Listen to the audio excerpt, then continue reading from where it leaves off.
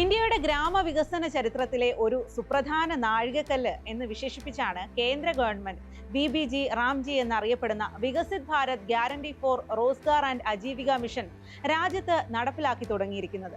2 പതിറ്റാണ്ടോളമായി രാജ്യത്തെ ഗ്രാമീണ മേഖലയിൽ നടപ്പാക്കി വന്ന മഹാത്മാഗാന്ധി ദേശീയ ഗ്രാമീണ തൊഴിലുറപ്പ് പദ്ധതി വിസ്മൃതിയിലായി കഴിഞ്ഞു. 125 ദിവസങ്ങളാണ് പുതിയ പദ്ധതിയിൽ കേന്ദ്രം ഉറപ്പു പറയുന്ന തൊഴിൽ ദിനങ്ങൾ.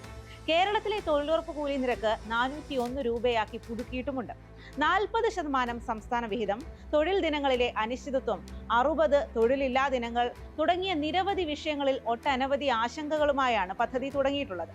ഈ വിഷയമാണ് ഇന്ന് സ്പോട്ട്ലൈറ്റ് പരിശോധിക്കുന്നത്. BBG റാംജിയിൽ തൊഴിൽ ഉറപ്പുണ്ടാകുമോ?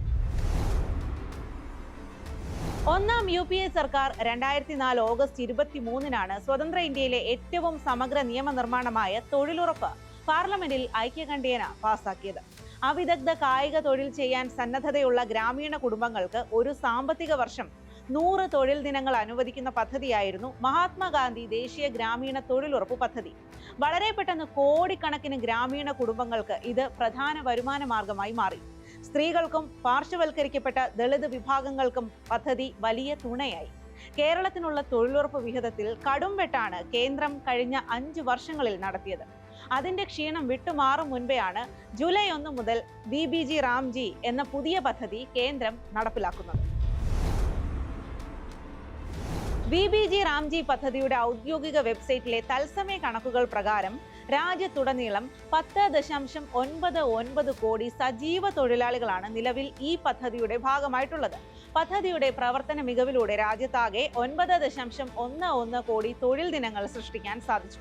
നടപ്പ് സാമ്പത്തിക വർഷത്തിൽ ഇതുവരെ 75 ലക്ഷം കുടുംബങ്ങൾക്ക് പദ്ധതിയുടെ പ്രയോജനം നേരിട്ട് ലഭിച്ചതായും മന്ത്രാലയത്തിന്റെ തത്സമയ പോർട്ടൽ വ്യക്തമാക്കുന്നു.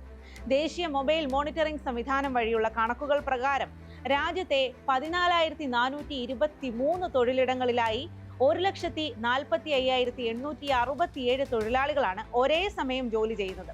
പദ്ധതിയുടെ തുടക്ക ദിനങ്ങളിൽ തന്നെ സംസ്ഥാനത്ത് ഏകദേശം 70,000 തൊഴിൽ ദിനങ്ങൾ സൃഷ്ടിക്കാൻ കേരളത്തിന് സാധിച്ചിട്ടുണ്ട്. 2026 ജൂലൈ 1-ന് നിലവിൽ വന്ന Viksit Bharat guarantee four Rozgar and Ajeevika mission പ്രകാരം തൊഴിലുറപ്പ് പദ്ധതിയുടെ സ്വഭാവം പാടെ മാറിയിരിക്കുന്നു. പുതിയ ശമ്പള പരിഷ്കരണത്തിൽ ഉത്തരേന്ത്യൻ വടക്കു കിഴക്കൻ സംസ്ഥാനങ്ങളായ അരുണാചൽ പ്രദേശ്, നാഗാലാൻഡ്, ഹിമാചൽ പ്രദേശ്, ഉത്തർപ്രദേശ്, ഉത്തരാഖണ്ഡ്, ബീഹാർ, ജാർഖണ്ഡ്, അസം, ത്രിപുര, സിക്കിം, പശ്ചിമ ബംഗാൾ എന്നിവയ്ക്ക് 15%-ലധികം വേതന വർധവ് ലഭിച്ചിട്ടുണ്ട്. എന്നാൽ രാജ്യത്ത് ഏറ്റവും ഉയർന്ന വേതന നിരക്കുള്ള ഹരിയാനയിൽ ഇത്തവണ വെറും 2.25%-ന്റെ ഏറ്റവും കുറഞ്ഞ വർധനവാണ് രേഖപ്പെടുത്തിയത്. 409 രൂപയാണ് നിലവിൽ ഹരിയാനയിലെ വേതന നിരക്ക്.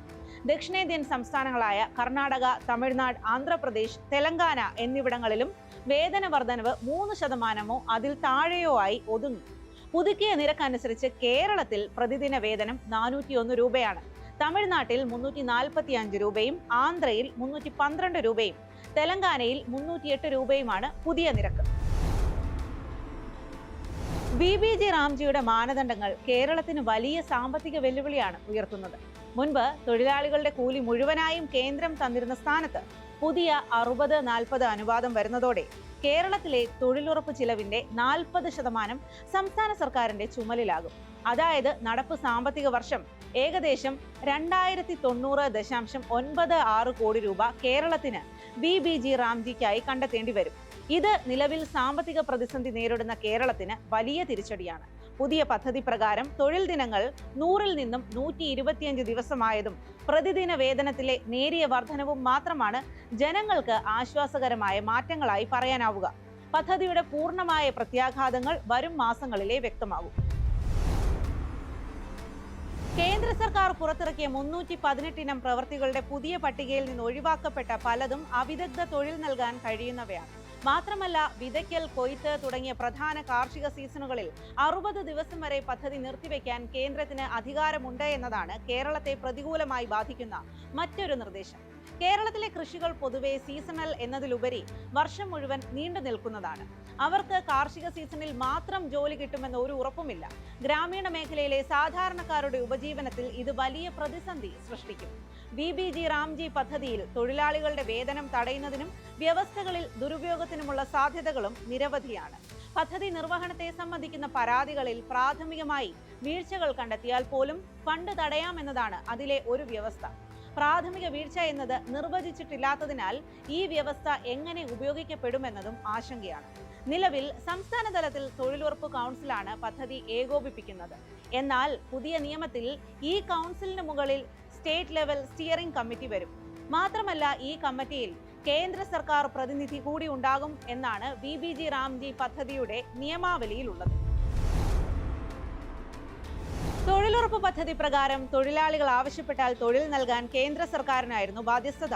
ഈ വ്യവസ്ഥ പൂർണ്ണമായും ഇല്ലാതാക്കി. അതേസമയം തൊഴിൽ ആവശ്യപ്പെട്ട് 15 ദിവസത്തിനകം നൽകിയില്ലെങ്കിൽ തൊഴിലില്ലായ്മ വേതനം നൽകണമെന്ന വ്യവസ്ഥ BBG റാംജിയിലുണ്ട്. മാത്രമല്ല, വേതനം വൈകുന്നതിന് നഷ്ടപരിഹാരവുമുണ്ട്. എന്നാൽ ഇനി മുതൽ ഇവ പൂർണ്ണമായും സംസ്ഥാനം നൽകണമെന്നാണ് പുതിയ വ്യവസ്ഥ. ജനങ്ങൾക്ക് തൊഴിൽ നൽകാൻ കേന്ദ്ര സർക്കാരിനുണ്ടായിരുന്ന പൂർണ്ണ ബാധ്യതയിൽ നിന്നുള്ള പിന്മാറ്റമായാണ് BBG റാംജി മാറുന്നത്. അടിസ്ഥാന സൗകര്യ വികസനത്തിനും നൈപുണ്യ വികസനത്തിനും പുതിയ പദ്ധതി ഊന്നൽ നൽകുമ്പോഴും ഗ്രാമീണ ദരിദ്രരുടെ ജീവനോപാധി എന്ന നിലയിലുള്ള പദ്ധതിയുടെ അടിസ്ഥാന ലക്ഷ്യം ദുർബലപ്പെടുന്നുണ്ടോ എന്ന ആശങ്ക ഉയരുന്നു. സംസ്ഥാനങ്ങളുടെ പ്രത്യേക സാഹചര്യങ്ങൾ പരിഗണിച്ച് ഫണ്ട് നൽകി വ്യവസ്ഥകളിൽ ഇളവുകൾ അനുവദിച്ചില്ലെങ്കിൽ കേരളത്തിലെ ലക്ഷക്കണക്കിന് വരുന്ന സാധാരണക്കാരുടെ തൊഴിലിലെ ഉറപ്പ് കേവലം കടലാസിൽ ഒതുങ്ങും. ഇതോടെ ഇന്നത്തെ സ്പോട്ട്ലൈറ്റ് അവസാനിക്കുന്നു.